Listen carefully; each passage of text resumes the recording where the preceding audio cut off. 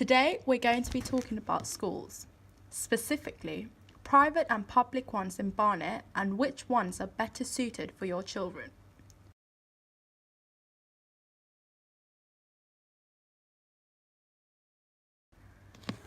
Private school students are 2 years ahead of public school students by the age of 16. The number of pupils going to Britain's independent schools are rising.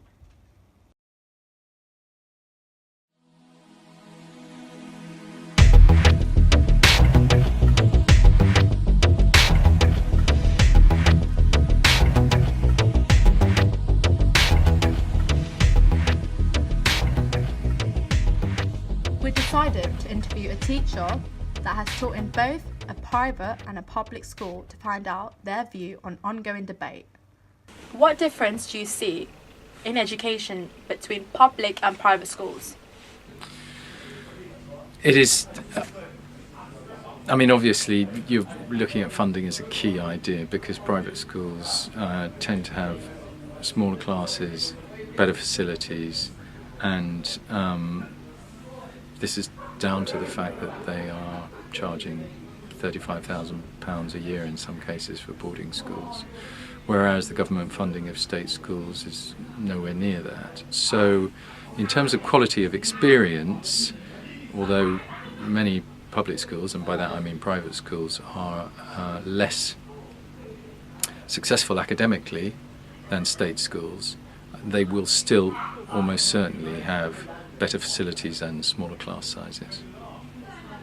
I think the really important thing about state education is that it represents the society that it's educating young people to join, and public schools in themselves are not.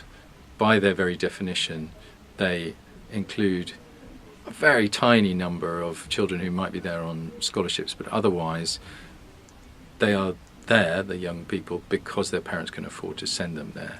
And that means that public schools represent a very narrow and focused version of society where privileged people are educated alongside other privileged people.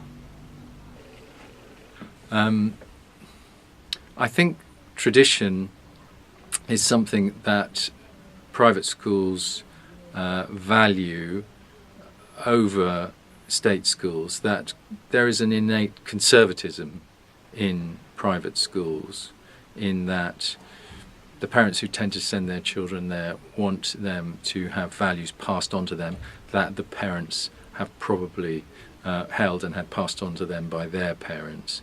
Whereas state schools, because they are bringing in a much broader and more diverse constituency of students, almost by necessity have to be teaching what it is to walk out into society and what the changing values of society are.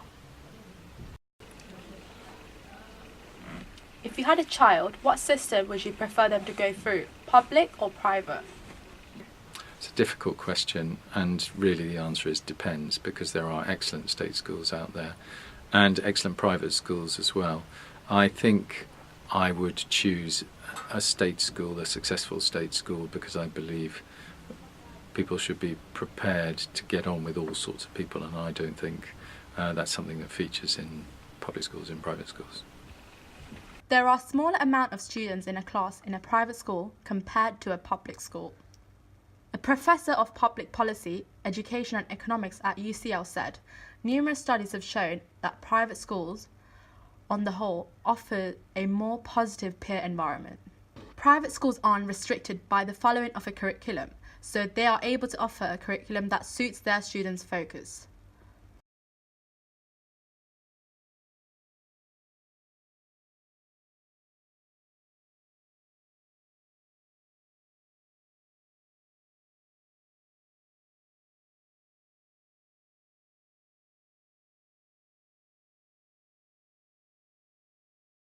From a student's point of view, what is the main difference you see in education between public and private schools?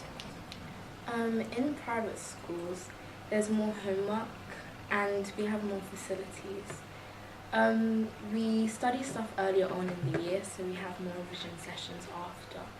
However, in public schools, there's more cultures that you can celebrate, and there's more people, and there's also more events like concerts, and the teachers, they usually compare quite well, because in private schools, teachers aren't much better than public school teachers.